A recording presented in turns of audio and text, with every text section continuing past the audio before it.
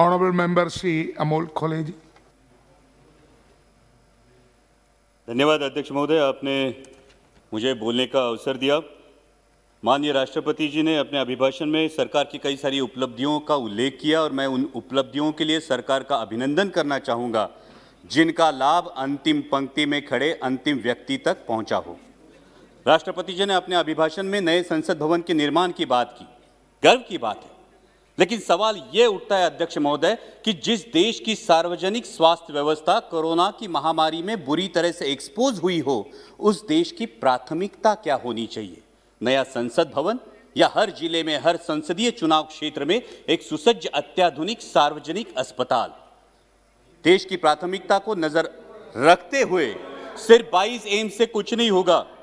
देश की प्राथमिकता को नजर रखते हुए पहले अस्पताल और फिर संसद भवन, इस पर आत्मचिंतन हो, ये मेरी गुजारिश है। Please silence, please. Vidur ji. और वैसे भी इस संसद भवन की मांग किसी ने नहीं की है, लेकिन हर सांसद मेरे इस बात से सहमत होगा कि हर संसदीय चुनाव क्षेत्र में एमपी लैड फंड के तहत होने वाले विकास कामों की मांग जरूर हो रही है। इसलिए मेरी दरख्वास्त है कि इस एमपी लैड फंड को अविलंब पूर्ववत किया जाए।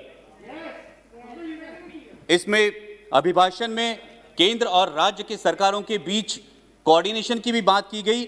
माननीय minister of finance state Anurag ji यहां उपस्थित है। मैं आपका ध्यान आकर्षित करना चाहूंगा कि महाराष्ट्र की सरकार को जीएसटी की 25,000 करोड़ की राशि प्रदान होना बाकी है, उस पर अविलंब विचार किया जाए। राष्ट्रपति जी ने अपने अभिभाषण में युवाओं के रोजगार की बात की। इस सरकार ने सपना दिखाया था कि सालाना 2 करोड़ युवाओं को रोजगार मिलेगा। अजी मिलना तो छोड़िए, जो हाथ में था वो भी चला गया। आज 1000 नौकरियों के लिए लाख युवा अप्लाई करते हैं और 4th क्लास की नौकरी के लिए ग्रेजुएट्स और पोस्ट ग्रेजुएट्स कतार में खड़े आते हैं। पहले नीम और अब नेशनल अप्रेंटिस जैसे प्रोग्राम, ये जो नीतियां हैं, ये देश के युवा वर्ग के लिए शोषण व्यवस्था साबित हो रहा है। क्योंकि पहले नौकरी लग जाती है, फिर माँ बाप शादी कर देते हैं और 2 साल में कंपनी ब्रेक दे देती है ताकि उसको परमानेंट ना करना पड़े और युवा के भविष्य में अंधेरा छा जाता है। इसलिए इन युवाओं के आक्रोश को समझे और इन नीतियों पर पुनर्विचार हो। इस अभिभाषण में और एक बहुत अच्छी बात की गई, वो है आत्मनिर्भर भारत की। जब हमने सुना था कि देश को बिकने नहीं देंगे तो हर किसी को गर्व महसूस हुआ था, लेकिन शायद उसके बाद OLX का विज्ञापन कुछ ज्यादा प्रभावशाली साबित हुआ और वो नीतियों में भी दिखने लगा। बेच डाल, BPCL बेच डाल, BSNL बेच डाल, एयरपोर्ट्स बेच डाल, सीपोर्ट्स बेच डाल। अब डर लगने लगा है कि यह आत्मनिर्भर भारत की बात हो रही है या फिर चुनिंदा पूंजीपति निर्भर भारत की। मैं सचेत करना चाहूंगा कि इस प्रकार से मुक्त अर्थव्यवस्था के आड़े में अगर हम क्रूनी कैपिटलिज्म को बढ़ावा देकर देश के संसाधन चुनिंदा पूंजीपतियों के हाथ में सौंप दे तो देश की आने वाली पीढ़ियां हमें कभी माफ नहीं करेंगी।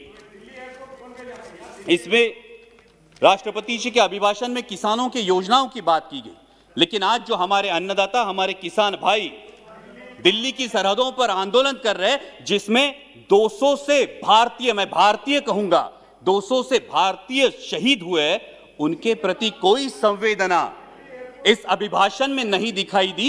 यह आश्चर्यजनक है। गणतंत्र दिवस पर जो घटना घटी उसकी आलोचना अभिभाषण में हुई।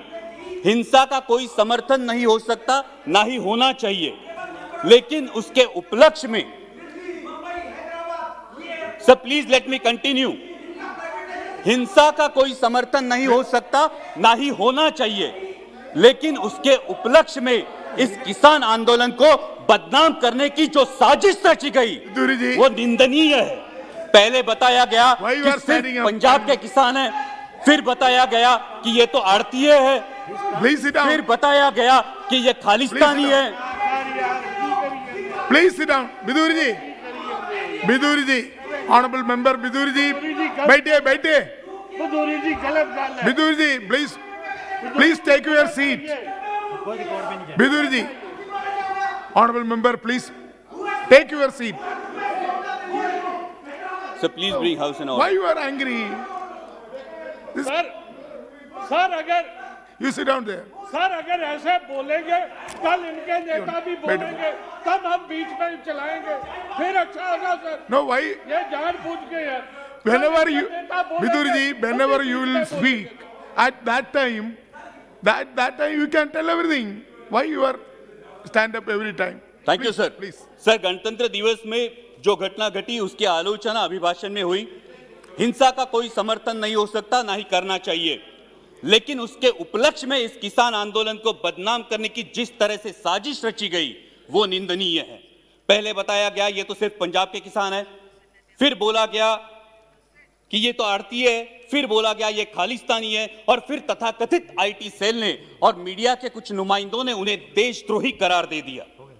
मैं पूछना चाहूंगा कि सर, जो बाप अपने 18 साल के नौजवान बेटे को बोलता है उठ तुझे फौज में भर्ती होना है, तूने बेल्ट की नौकरी करनी है, जो मां अपने बेटे को बॉर्डर भेजते हुए बोलती है कि अगर दुश्मन ने देश पे गोली चलाई तो तूने अपना सीना आगे कर देना है, तो वो देशद्रोही कैसे दिए जाते हैं?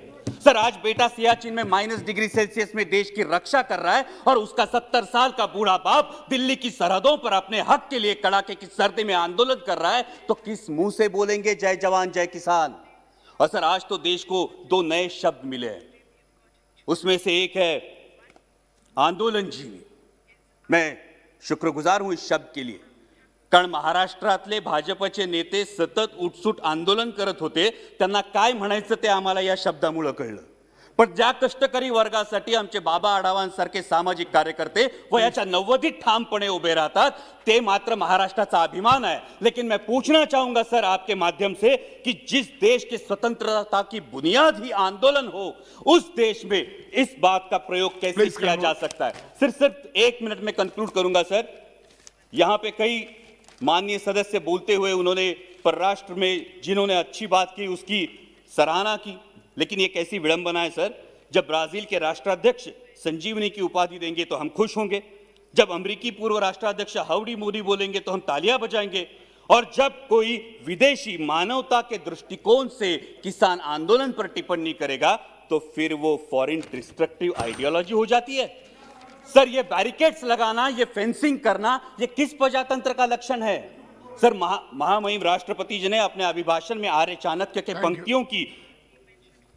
पंक्तियों का उल्लेख किया, लेकिन मैं इस सदन को बताना चाहूंगा कि उन्हीं आर्य चाणक्य ने यह भी बताया है कि जब राजा का अहंकार प्रजाहित से ऊपर उठ जाए तो समझ लेना कि उसके शासनकाल का अंत निश्चित है।